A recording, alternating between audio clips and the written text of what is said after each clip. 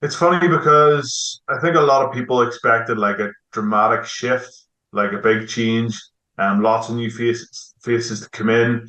I suppose you could kind of look at the England squad that was announced and see the amount of new caps that they've brought in. They've picked guys who have been playing brilliant for like Northampton, who haven't been in with a shout over the last couple of years. Where Ireland are very much sticking to the majority of the guys that went to the last Rugby World Cup, even though it feels like we didn't get past the quarterfinal stage. So what are we doing wrong? Do we need to plan earlier for Rugby World Cups? Do we need to start building a squad like now? Or is it in 6 months' time, a year's time? So nobody has the answer like to solve Ireland's World Cup misery over the last forever. So we'll wait and see how it pans out. But I think the interesting one, Donny, is the Peter O'Mahony captaincy. I'm going to be honest, I didn't see it coming. The reason for that is because he is 34 years of age. His Munster future is in doubt, never mind his Ireland future. He's on a national contract. There's chat going around that that's not going to be extended. If it's not extended, then does Munster offer him a contract, or what way does that all work itself out? So, um, yeah, if 6 weeks ago, Peter O'Mahony had signed a new contract for Munster or a year's extension with the RFU, then I would have turned around and said, "Oh yeah, Donny, it has to be Peter O'Mahony for Ireland captain for the next couple of years. We'll see how it goes. Just sign a new contract." But that's just also up in the air, so that's why it just feels a little bit left field for me. The other reason is that I'm not sure that he's guaranteed to start ahead of some of the guys that are in form at the minute. You look at the amount of rugby that he's played since coming back from the Rugby World Cup. It's so little. He's been out injured for such a long time. Nick Timoney for Ulster has been off the charts good, like probably one of the best players in Europe so far. Thomas Ahern, how good has he been in the number 6 jersey for Munster, scoring tries for fun, bringing huge width to their game, aggressive ball carrying, a real force to be reckoned with, I'm sure, going forward. And then you have Ryan Baird, who's starting ahead of Jack Conan, British and Irish Lions, starting number 8. Back can play anywhere in the back row. He's starting ahead of him for Leinster. So where does that leave Pete? Um, we'll wait and see what the 3rd of February brings. But for me, it maybe feels like with Johnny Sexton now gone, how will this squad react?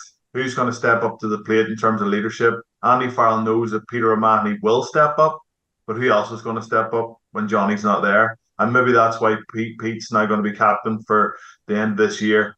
The Six Nations, the tour to South Africa, and then Andy Farrell can see actually who stepped up without the presence of Johnny Sexton around the place. Yeah, like I think the Munster team, what Pete, I think they were, excuse me, 6 out of 7 on their lineouts, or 7 out of 8 on their lineouts against Toulon. Um, the set piece functioned reasonably well. A couple of scrums went against them, but that's always going to happen against big French packs away from home. But like something that has let Munster down and has been tragic over the last couple of weeks has been their lineout. And well, that's exactly what Peter O'Mahony and Tag Byrne can do, is just bring a calmness to it, simplify it, make sure they secure possession and win ball. And that's what they're going to have to do again against Northampton. Northampton are going pretty well. Northampton have found a bit of form. They're a team that's got a couple of internationals in it, a couple of other guys who have now been selected in Steve Borthwick's bigger squad for the Six Nations. They're playing a nice brand of rugby. They can mix it up as well. So yeah, like anybody that's went to Munster with the mindset of really going after them up front has caused them a bit of trouble. So I fully expect Munster to win at home.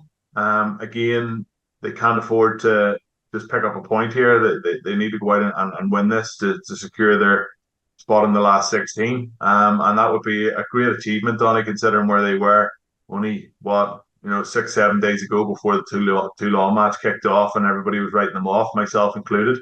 So, and they're going to welcome back a few players over the next couple of weeks, and hopefully the squad that's announced later on this afternoon or tomorrow will be a little bit stronger once again to face Northampton.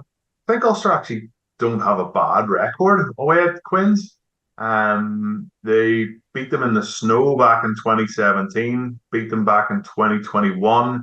Like they've put on a good number of points on Harlequins away from home as well. And that's exactly what they're going to have to do is again, you're going to say that Racing's going to get 5 points against Cardiff. That's going to put them on 8. Ulster are currently on 5. Quins currently on 10. So like Ulster could easily find themselves knocked out into that Challenge Cup spot, just because Racing, you would just fancy them to get the job done. And I think Racing are a much better side than they've shown in the first 3 rounds of the Champions Cup.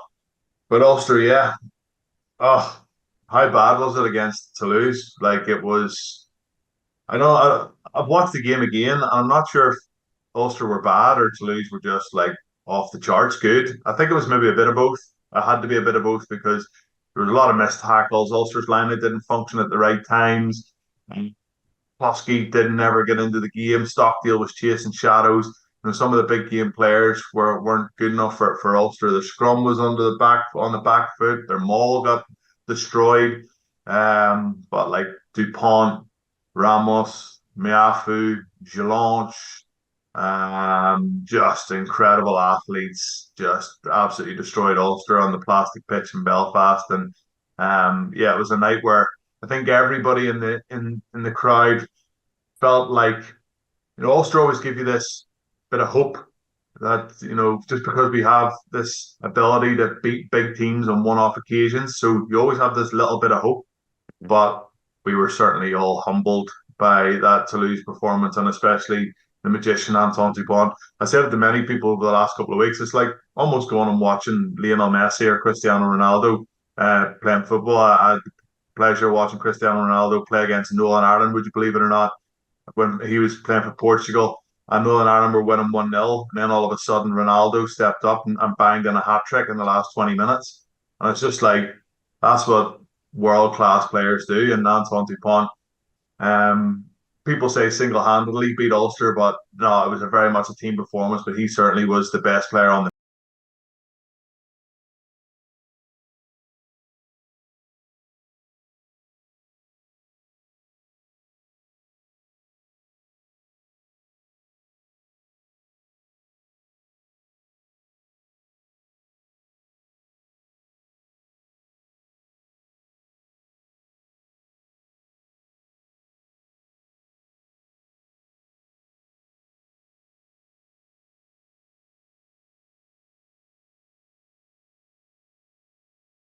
getting through to the last 16.